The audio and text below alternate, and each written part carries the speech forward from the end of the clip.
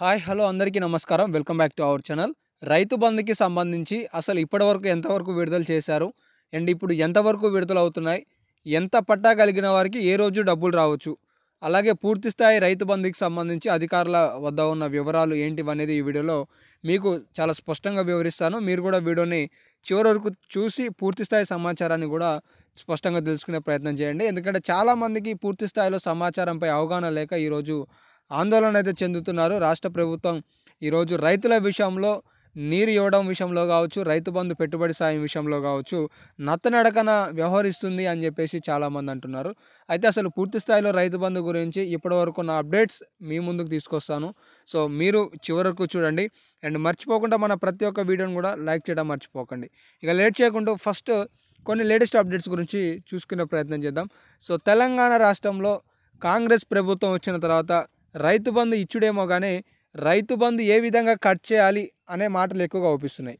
ఇప్పటివరకు రైతు బంధుకి సంబంధించి అసలు ఎంతవరకు విడుదల చేశారనేది అధికారులు కూడా ఒక స్పష్టత లేని వ్యవహారం అయితే చాలా స్పష్టంగా అవబడుతుంది. అయితే ప్రస్తుత వాస్తవ సమాచారాన్ని మీకు తెలియజేసే ప్రయత్నం చేస్తాను. తెలంగాణ రాష్ట్రంలో రైతు బంధుకి సంబంధించి పేరుని రైతు భరోసాగా మార్చబోతున్నారు.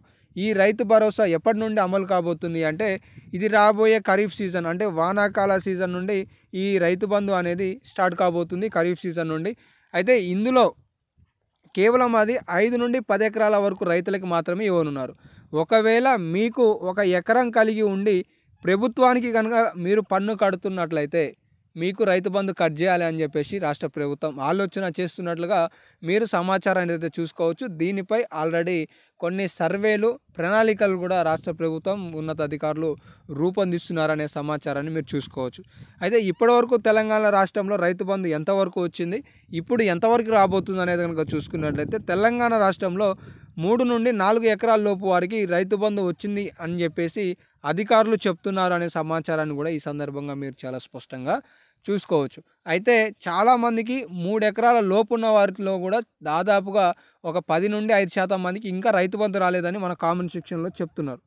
మీరు కూడా కామెంట్ సెక్షన్లో తెలియజేయండి. ఇప్పటివరకు మీకు రైతు బంధు వచ్చిందా రాలేదా?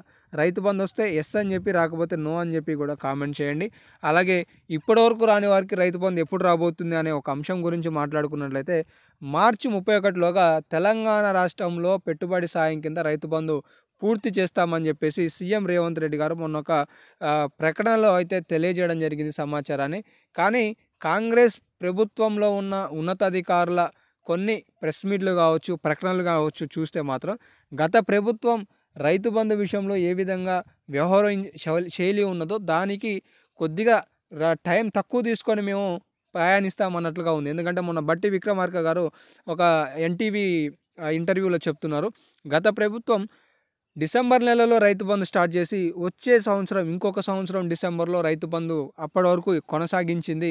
సో మేము 12 నెలల టైం కాకుండా దాదాపుగా 3 నెలల్లోనే ఖచ్చితంగా రైతుల అకౌంట్లలో డబ్బులు వేస్తామనే వైఖరిని వారు ఆ విధంగా ముందుకు తీసుకొచ్చినట్లుగా మనం తాజాగా చూసుకున్నాం.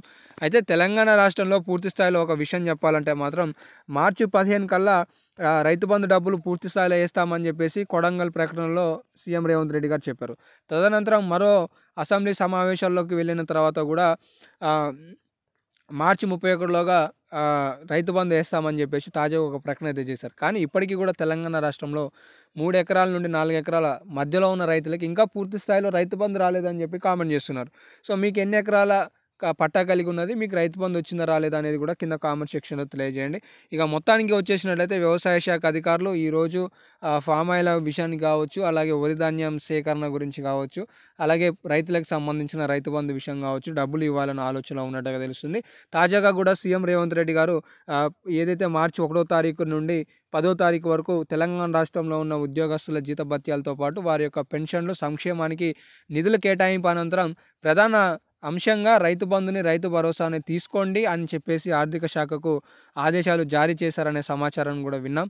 సో మరి దాని పట్ల ఇంకా రాష్ట్ర ప్రభుత్వం ఎలాంటి నిర్ణయం తీసుకోనట్లుగా కనిపిస్తుంది. ఎందుకంటే రైతు బంధు రావట్లేదని కామెంట్ సెక్షన్‌లో చాలామంది రైతులు చెప్తున్న సందర్భంగా మీకు తెలియజేస్తున్నాను. సో, ఆందోళన అయితే అవసరం లేదు. కానీ రైతు బంధుకి సంబంధించి ఈ మార్చి 31లోగా దాదాపుగా తెలంగాణ రాష్ట్రంలో 5-10 ఎకరాలకు సంబంధించిన రైతు బంధు డబ్బులు జమ అయ్యే అవకాశాలైతే అవుపిస్తున్నాయి. ఇవాల్టికి ఉన్న తాజా సమాచారం అయితే ఇది. నా వీడియో మీకు నచ్చినట్లయితే కంపల్సరీగా మీ యొక్క ఈ సమాచారాన్ని మీ తోటి మిత్రులకు గూడా వాట్సాప్‌లలో ఈ తదితర మాధ్యమాలలో షేర్ చేసి వాళ్ళకి గూడా తెలియజేసే ప్రయత్నం చేయండి. అండ్ మీరు గూడా మిస్ కావద్దనుకుంటే మన ఛానల్‌ని ఇప్పుడే సబ్స్క్రైబ్ చేసుకోండి. అండ్ మన ప్రతి ఒక్క వీడియోని లైక్ చేయడం గూడా మర్చిపోకండి. సో, ధన్యవాదాలు. జై హింద్.